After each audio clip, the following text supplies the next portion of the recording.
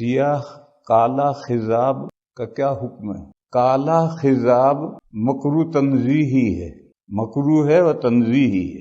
سیاہ خضاب کی ممانعت کی جو حدیث ہے وہ تو ہے، سبھی جانتے ہیں، لیکن ایک کتاب ہے نیل الاوطار، اس نیل الاوطار میں اس کے مصنف ہیں قاضی شوکانی۔ قاضی شوکانی نے پہلی جلد میں ہی سیاہ خضاب کا باب آیا ہے، وہاں کئی صحابہ کا تذکرہ کیا ہے کہ وہ کالا خضاب لگاتے تھے۔ حوالہ دے رہا ہوں میں، نیل الاوطار شوکانی رحمہ اللہ کی کتاب ہے، اور پہلے ہی جلد میں 8 جلدوں میں وہ کتاب ہے، پہلے ہی جلد میں باب آیا ہے اور کئی صحابہ کا ذکر کیا ہے کہ وہ کالا خضاب لگاتے تھے۔ تو ایک طرف حدیث ہے، ایک طرف صحابہ کا عمل ہے۔ اب سنو، اگر 2 حدیثوں میں تعارض ہو جائے تو حکم ہلکا پڑ جاتا ہے، ایسے ہی حدیث اور فعل صحابی میں تعارض ہو جائے تو ابھی حکم ہلکا پڑ جاتا ہے۔ اس کی میں مثال دوں، حدیث شریف میں فرمایا آگ میں مت جلاؤ دشمن کو۔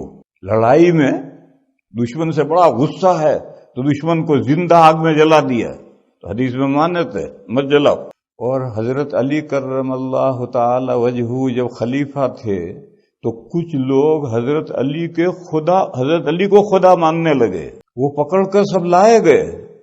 حضرت علی نے بہت سمجھایا کہ میں خدا نہیں ہوں، میں تو خدا کا معمولی بندہ ہوں، مگر نہیں مانا کہ آپ ہی خدا۔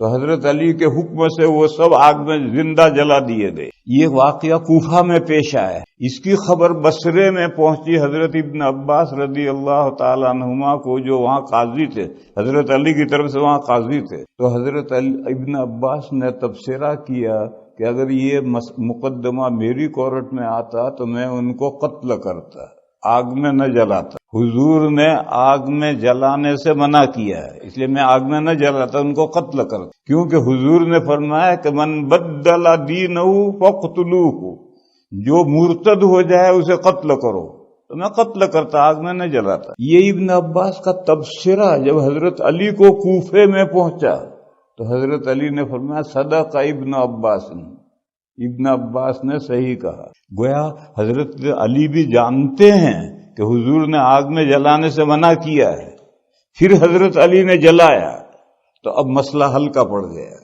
اگر صحابی کا یہ فعل نہ ہوتا تو آگ میں جلانا حرام ہوتا، لیکن یہ حرام تو جو حکم قرآن میں ہوتا ہے اس کے لیے حرام لفظ استعمال کرتے ہیں، اور حدیثوں میں جو لفظ ہوتا ہے اس کے لیے مکروہ تحریمی استعمال کرتے ہیں، اور حرام اور مکروہ تحریمی عمل کے اعتبار سے برابر ہے۔ یہ بیچ میں مسئلہ سمجھو، فرض اور واجب، جو حکم قرآن میں ہے وہ تو فرض ہے، اور جو حدیث میں حکم ہے وہ واجب ہے، لیکن فرض اور واجب عمل کے اعتبار سے اکول ہے۔ جیسا فرض پر عمل ضروری، واجب پر بھی عمل ضروری۔ ہم 5 نمازیں فرض ہیں کہ ان کا ذکر قرآن میں ہے، وطروں کا ذکر قرآن میں نہیں حدیثوں میں ہے، لہذا وطر واجب ہے، 5 نمازیں فرض ہیں، لیکن پڑھنا جیسے 5 نمازیں پڑھنا ضروری ہے، وطر پڑھنا بھی ضروری ہے۔ اسی طرح سے قاعدہ سمجھو، جس حکم کی ممانعت قرآن میں ہوتی ہے وہ حرام ہے، جیسے خنزیر مت کھاؤ، شراب مت پیو، حرام ہے، اور جس چیز کا حکم حدیثوں میں ہے قرآن میں نہیں ہے تو پھر وہ مکروہ تحریمی ہوتی ہے، لیکن بچنے کے اعتبار سے حرام اور مکروہ تحریمی دونوں سے بچنا۔ بعض لوگوں کے ذہن میں خواہ فرق ہے، بھائی چلو مکروہ ہے کرو، ارے مکروہ تحریمی اور حرام تو ایک درجے کے احکام ہیں، یہ تو درجہ بندی ہے کہ قرآن میں حکم ہے تو حرام لفظ فقہا استعمال کرتے ہیں، حدیث میں ہو تو مکروہ تحریمی کہتے ہیں۔ بہرحال اگر حضرت علی کا عمل نہ ہوتا تو آگ میں جلانا مکروہ تحریمی ہوتا، یعنی حرام ہوتا، لیکن جب حضرت علی کا عمل آیا حدیث کے ساتھ، حدیث جانتے ہوئے، حضرت علی حدیث جانتے تھے پھر یہ عمل کیا، تو اب حکم ہلکا پڑ گیا، اب مکروہ آگ میں جلانا مکروہ تنزیہی خلاف اولا ہے، اب حکم ہلکا پڑ گیا۔ یہ قاعدہ ہے کہ 2 حدیثوں میں تعارض ہو جائے تو حکم ہلکا پڑ جائے۔ حدیث اور فعل صحابی میں، قول صحابی نہیں ہوگا، فعل صحابی میں تعارض ہو جائے تو حکم ہلکا پڑ جائے۔ تو حدیث میں کالے خضاب کی ممانعت آئی ہے، اور شوکانی نے کئی صحابہ کا عمل لکھا ہے کہ وہ خضاب کالا کرتے تھے، لہذا اب حکم ہلکا پڑ گیا، مکروہ یعنی مکروہ تنزیہی کے درجے میں آ گیا، مکروہ تحریمی سے نیچے آیا، مگر مفتیان کرام مکروہ تحریمی کہتے ہیں، اب تک وہ مکروہ تحریمی ہی کہتے ہیں، لیکن میں دوسری بات کہہ رہا ہوں کہ مکروہ تحریمی سے حکم نیچے آیا، جیسے آگ میں جلانا کسی بھی مخلوق، آگ میں جلانا خلاف اولا ہے، مکروہ تنزیہی ہے، اسی طرح سے یہ بھی مکروہ تنزیہی ہے، اس لیے کہ صحابہ کا عمل اس کے مقابل اس کے خلاف ہے۔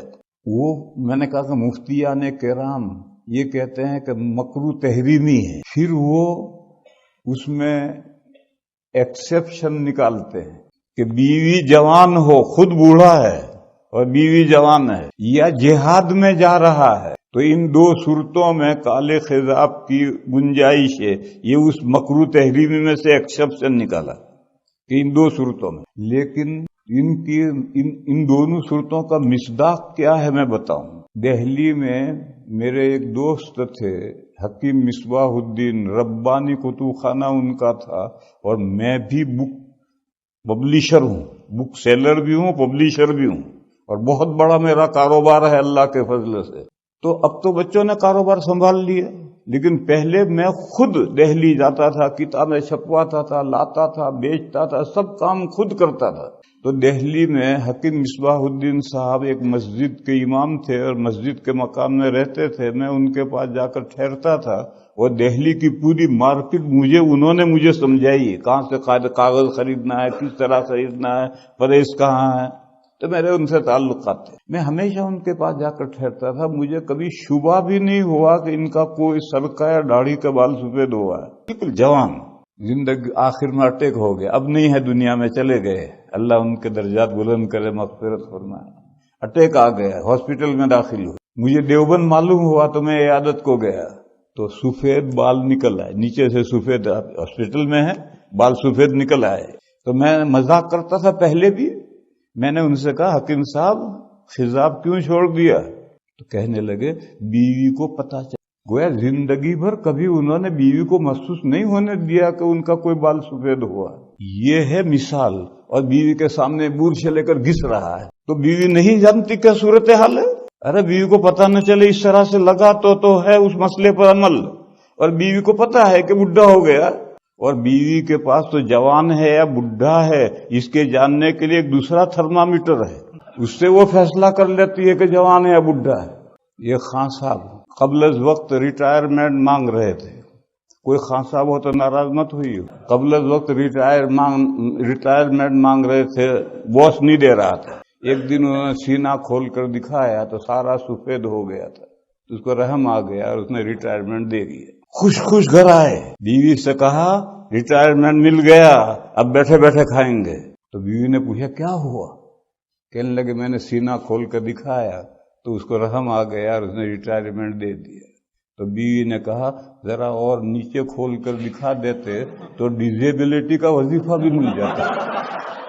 دوسرا واقعہ سنو، ایک مولانا صاحب ہیں، اب وہ کراچی میں پڑھتا ہے، میں نام نہیں لیتا ان کا، کسی مسئلے سے نام نہیں لیتا، وہ پہلے دارالعلوم دیوبند میں مدرس تھے۔ ان کے پاس ایک مہمان آیا، وہ لے کر میرے پاس آئے، وہ روس کے ساتھ جب افغانستان کی جنگ چل رہی تھی اس وقت کا مجاہد تھا، جہاد کرتا تھا روس کے خلاف۔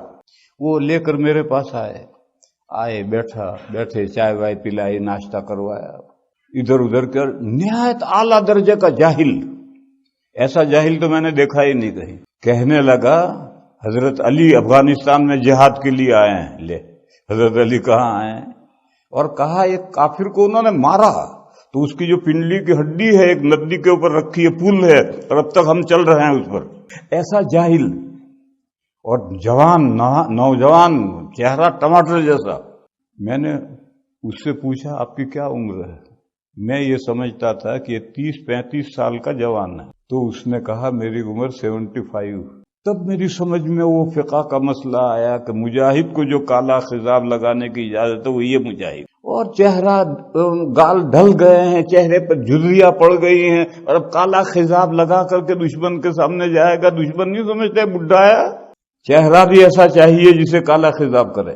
پھر سنو، ہر خضاب زینت ہے، میں نے ایک خضاب کر رکھا ہے، یہ زینت نہیں، اور کالے خضاب میں زینت کے علاوہ دھوکہ ہے، تو دھوکہ کرنے کیا ضرورت ہے؟ آپ زینت چاہیے، آپ کو خوب